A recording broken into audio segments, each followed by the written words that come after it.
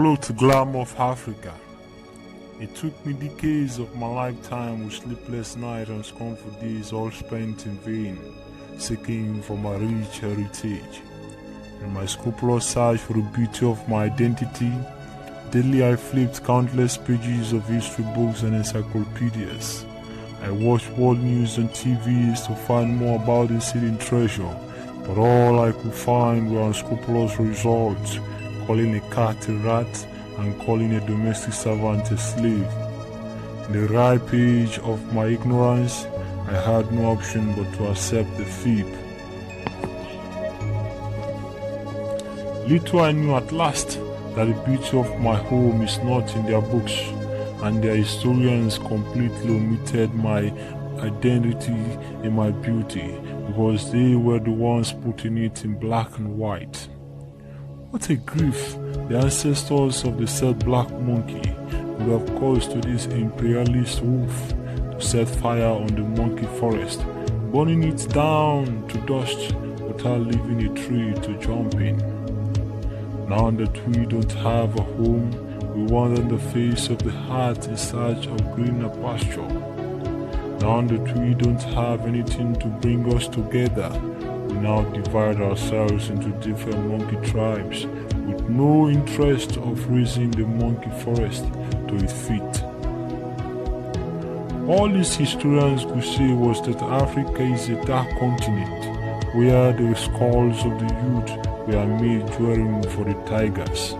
He said that Africa is a place where granny lioness fed on the flesh of baby cubs. With a beam of stereotype in their eyes, they presented Africa as a place where darling husbands abuse their wives, forgetting to write in their books that Africa has been this lactating mother who, under duress, has been feeding the world with slaves and minerals. Now that these children have grown so powerful, they abandon her. They now dump garbage into the stream from which they have all quenched their thirst. They now spit into the clay pot from which they have all drank milk. They now call Africa as the graveyard for the dead. When the imperialists came into Africa, they said that we were poor because we had diamonds, gold and silver. They said that we were hungry because we ate our rich African food. In our beautiful country cloth, they said that we were naked like Adam and Eve. They now rescued us by covering our shameness with their supremacy, and they fed us with ignorance to believe that we needed help, without knowing that the giver was the one who needed help, sowing seed so that he could reap our riches in great harvest. When the harvest was plenty, they sat down in Berlin in 1885 to share their found treasure like Ali Baba. One day, when I stood at the peak of the Wara Wara Hills in Sierra Leone, I realized that the beauty of Africa is in Africa itself, and only loyal lovers of Africa can appreciate that beauty, because where love exists, no one thinks of color. But in the eyes of the one who loves us all, we are all the same. You cannot feel the beauty of Africa when you are far away from Africa. For a lad does not satisfy his quest for a woman with a nightmare, neither does anyone the flower he made in line behind a mother in the bed. If you want to feel the beauty of Africa, you should be one of us. If you want to see the beauty of Africa, you should come to Africa, for a dude cannot date a woman when he is always scared of her. Once you come to Africa, we will present you with the beauty of Africa in our daily lives through our cultures. When you come to Africa, you will meet great men and women who will tell you how they feel proud of Africa. Come to Africa and read African books. Come to Africa and read African poems to enjoy the beauty of literature. in your hallowed and down moment. It is good that you watch African movies to console your soul. Come to Africa and dance the sacred dance that our great-grandfathers danced before they were taken for slavery to the unknown lands. Come to Africa and drink the palm wine we call the Mampama, that gives wisdom and inspiration to all great and great-haired elders in Africa.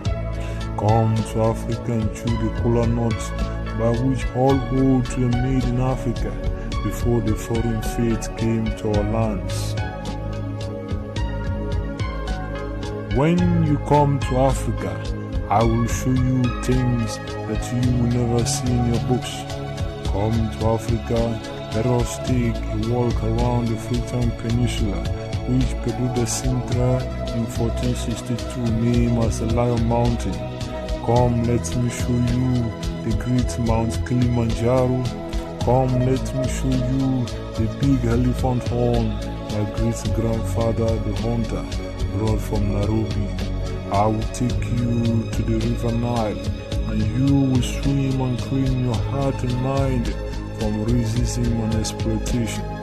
Come, let me take you to the pyramid in Cairo, which is one of the 7 wonders of the world. When we are tired of walking, we will take a horse ride to the village of Umu, the home of Madiba. We will end our journey at the village of Jabema Fiema, and I will show you what makes the black man in his poverty happy all the time. You don't need to sit in classroom to learn our languages, because they are not complicated like the language of the pigeons. It will take you long to be one of us, because we are not racist and we accept all strangers in our land. Once you are part of us, you will realize that Africa is a big star wanting to shine, but it is covered by many bloody hands that we all need to unveil for that light to shine. Black is golden, and if you taste the sweetness of the African blackness, you will know that the black skin is protecting a treasure in the marrow and the medulla, which makes the black man much stronger and wiser. When you become one of us, you will love Africa. You will get enlightened, and you will know that Africa, my motherland, is not only beautiful and rich in its culture, but it is the origin and the home of all men. Come to my home and feel at home when you no longer feel safe in my neighbor's home. For the knowledge of the wise one has grown to the highest level of foolishness in the human history. He creates his own recalcitrant enemy to develop an invention which no human will live to enjoy, except flies and vultures feeding on corpses and worms eating the same brain that destroys itself. Too much of knowledge is foolishness, and too much of self-esteem is self-destruction. Therefore, for the love of humanity, all men seek wisdom and healing from above, for where cometh help.